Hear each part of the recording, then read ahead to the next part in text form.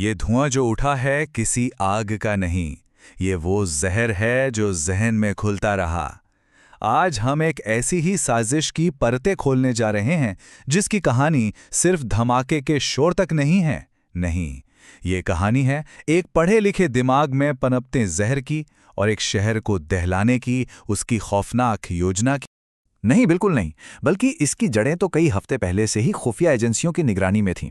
Delhi NCR में कुछ ऐसी संदिग्ध गतिविधियां हो रही थीं जो एक बहुत बड़े खतरे की तरफ इशारा कर रही थीं। देखिए, हर बड़ी साजिश की कहानी ना एक बहुत छोटी सी चिंगारी से शुरू होती है। इस मामले में भी ऐसा ही हुआ। एजेंसियों की नज़र एक ऐसे शख्स पर थी जो समाज से तो कटा कटा सा रहता था, लेकिन उसकी ऑनलाइन दुनिया एक बहुत ही खतरनाक मंजर पेश कर रही थी। तो शुरुआती जांच का पूरा फोकस इसी एक व्यक्ति पर था। एक ऐसा इंसान जिसका प्रोफाइल आप देखिए आम संदिग्धों से बिल्कुल अलग था, लेकिन उसका डिजिटल फुटप्रिंट एक बहुत ही खतरनाक कहानी बता रहा था। और फिर जो बात सामने आई वो सच में चौंकाने वाली थी। ये संदिग्ध कोई आम इंसान नहीं था। उसका पेशा ऐसा था जिसपे पूरा समाज भरोसा करता है, जिसे हम जीवनदाता मानते हैं। जी हां, एक एमबीबीएस डॉक्टर, एक ऐसा प्रोफेशनल जिसे जिंदगियां बचाने की ट्रेनिंग दी जाती है, वो अब एजेंसियों के रडार पर था। ये बात अपने आप में एक बहुत बड़ा और सच कहूं तो डरावना विरोधाभास था। सोचिए जरा, एक कामयाब डॉक्टर की जिंदगी अचानक पटरी से उतरने लगी थी। दोस्तों से उसने दूरी बना ली, अपनी जमी जमाई नौकरी छोड़ दी और लगातार अपने ठिकाने बदल रहा था। ये सिर्फ बदलाव नहीं थे, ये सुराग थे। सुरक्षा एजेंसियों के लिए ये खतरे की वो घंटियां थीं जिन्हें अनसुना नहीं किया जा सकता था। अब शक की वो चिंगारी धीरे धीरे एक ठोस साजिश की तैयारी में बदल रही थी। और ये कोई जल्दबाजी में लिया गया फैसला नहीं था, बल्कि एक बहुत ही सोची समझी और सावधानी से बनाई गई योजना थी। जांचकर्ताओं ने जब उसके कॉल रिकॉर्ड्स और कॉन्टैक्ट्स को खंगाला तो एक बहुत ही चालाक पैटर्न सामने आया। विस्फोटक बनाने का सामान कभी भी एक जगह से नहीं खरीदा गया था।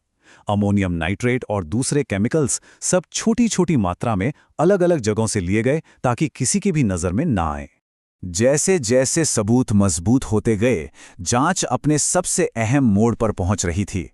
अब वक्त आ गया था उस व्यक्ति पर शिकंजा कसने का जिसके इरादे बेहद बेहद खतरनाक थे। और फिर पहली बड़ी कामयाबी मिली। एक खास लोकेशन पर जब रेड की गई तो वहां से विस्फोटक बनाने की ढेर सारी सामग्री बरामद हुई। इसी के साथ डॉक्टर को हिरासत में ले लिया गया। ये जांच का एक बहुत बड़ा टर्निंग पॉइंट था। पूछताछ के दौरान डॉक्टर ने कोई सहयोग नहीं किया। पहले तो वो एकदम चुप रहा और फिर गोलमोल जवाब देने लगा। लेकिन जब जांचकर्ताओं ने उसके सामने टेक्निकल सबूत रखे, डिजिटल ट्रेल्स, कॉल रिकॉर्ड्स, तो साजिश की पूरी परतें एक एक करके खुल गईं। उन सबूतों के सामने उसके पास कोई जवाब नहीं था।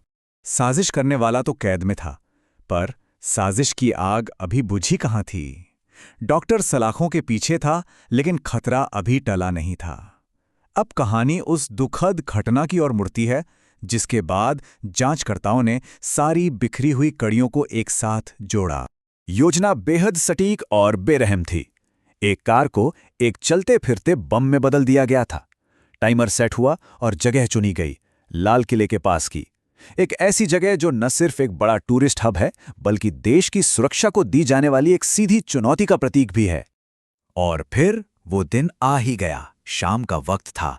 लाल किले के पास एक कार आकर खड़ी होती है और कुछ ही पल बाद एक जोरदार धमाका। शहर की वो शाम उस धमाके की गूंज से दहल उठी। चारों तरफ अफरा तफरी का माहौल था। धुएं के गुब्बार ने आसमान को ढक लिया था और लोगों की चीखें हवा में गूंज रही थीं। धमाके के बाद जांचकर्ताओं ने उन सभी सबूतों को एक साथ मिलाया जो उनके पास पहले से थे। डॉक्टर की गिरफ्तारी, बरामद हुआ विस्फोटक और अब धमाके वाली जगह से मिले सीसीटीवी फुटेज और डिजिटल डेटा, इन सब ने मिलकर साजिश की पूरी तस्वीर शीशे की तरह साफ कर दी। ये पूरा विश्लेषण हमें एक ऐसी सच्चाई की ओर ले जाता है जो किसी भी बम धमाके से ज्यादा डरावनी है। ये सिर्फ एक घटना नहीं है, ये एक चेतावनी है। तो सवाल ये उठता है कि आखिर ये मामला बाकियों से अलग और इतना ज्यादा खतरनाक क्यों है? क्योंकि ये मामला इस खौफनाक हकीकत को उजागर करता है कि नफरत और कट्टरपंथ की कोई सरहद नहीं होती, कोई पहचान नहीं होती। ये सोच अब सिर्फ अंधेरे कोनों में नहीं, बल्कि समाज के सबसे पढ़े लिखे तबकों में भी अपनी जड़ें जमा रही हैं।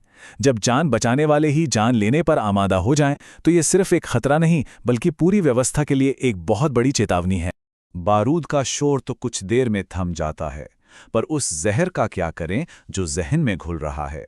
अंत में ये याद रखना जरूरी है कि ये कहानी सिर्फ एक धमाके की नहीं है, बल्कि उस विचारधारा की है जो हमारे समाज के भीतर ही चुपचाप अपना जहर घोल रही है।